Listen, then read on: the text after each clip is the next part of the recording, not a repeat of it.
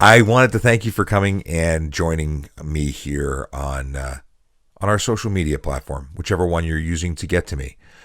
I really appreciate it. And it's not me just saying that. I really do. We're not in it for the likes. I don't know what the motivation is for everyone else out there in the Twitterverse and in the YouTube world, but likes don't do it for us. We're actually trying to save people. We're the police. We are trying to keep people safe. Traffic safety is our thing, and want to thank you for spending time with us because we know how important and precious your time is. Likewise, we also know that if you're here and you're listening to us, you probably care about the same things we do. You want to keep people safe. You want to be safe. You're interested in this topic that we are addressing. And with that, I want to ask you a favor. I'd like you to share our content. It's great to hit like and agree with us. And trust me, we when we get a like, it's still special to us. We still go, yay! But we want to reach people that we're not reaching. We want to talk to people who don't necessarily agree with us and might benefit from something we're saying. We want to have conversations with people who don't agree with us so that we can possibly change their mind.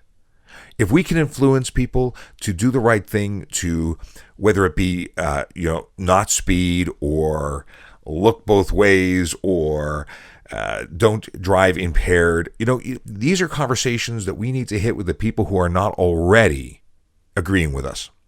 So we want you to stay, don't go, but please help us share the message. Please share it with the people that you know, your family, your friends, the people you care about, so we can help get everybody on board with a message of traffic safety. Now, this is National Impaired Driving Prevention Week, and this has been an interesting week. Why? Because content's been coming from a different place. And I say that because Public Safety Canada has provided us with some content that we're sharing. We're supporting them by taking their messaging in addition with our own and sharing it. And I want to draw your attention to one video in particular. And that's a video about Greg Thompson. Greg Thompson is a dad. And he talks about the loss of his son, Stan. And it's a heartbreaking story. And it touched me.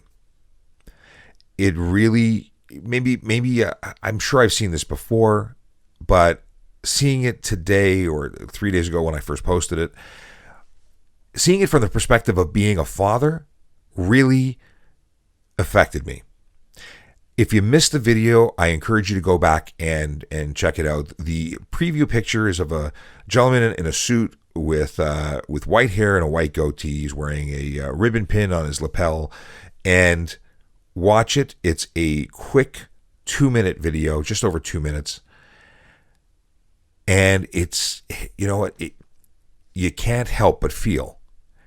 And what's worse is then you put yourself, or at least I did, put myself in his shoes where I felt and went through the mental jujitsu of what would I do if I were him. And it's a dark place. I don't know what I would do if I got the knock on the door like he got, saying that his son would never come home.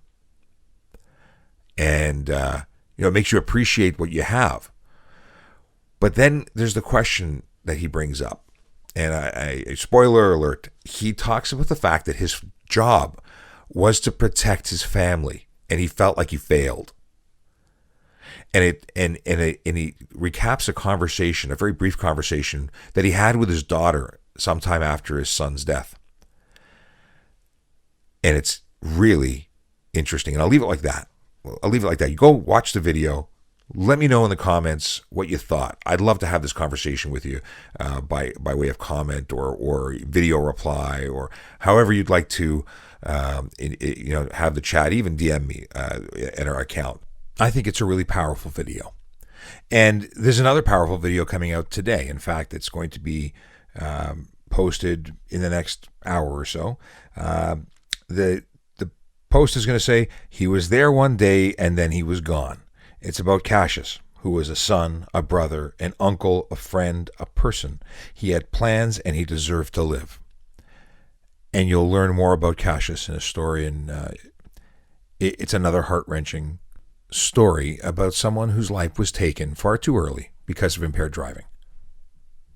Now, we're going into the weekend, and to recap last week's stats, we had 9 arrests for impaired driving last weekend. We also had 6 3-day warn-range suspensions that were issued. And we're always aiming for 0, not because we don't want to find what's out there, but because we hope there's nothing out there to find. And that's a major distinction. We hope that people get the message. So with that, I hope you have a wonderful weekend. I hope the weather is supportive. It's a little bit rainy today. It's a lot rainy today. Messaging about windshield wipers. They've just made it through a grueling winter of ice and less nice conditions. So treat your vehicle to new wiper blades if they need replacing. Seeing is important when you drive, and it all starts with glass that is transparent and free of debris and muck. So have a wonderful weekend. Hug the ones you love. Appreciate the fact that they're there. And we will see you again on Monday. Or hear me again on Monday. Something like that. Take care.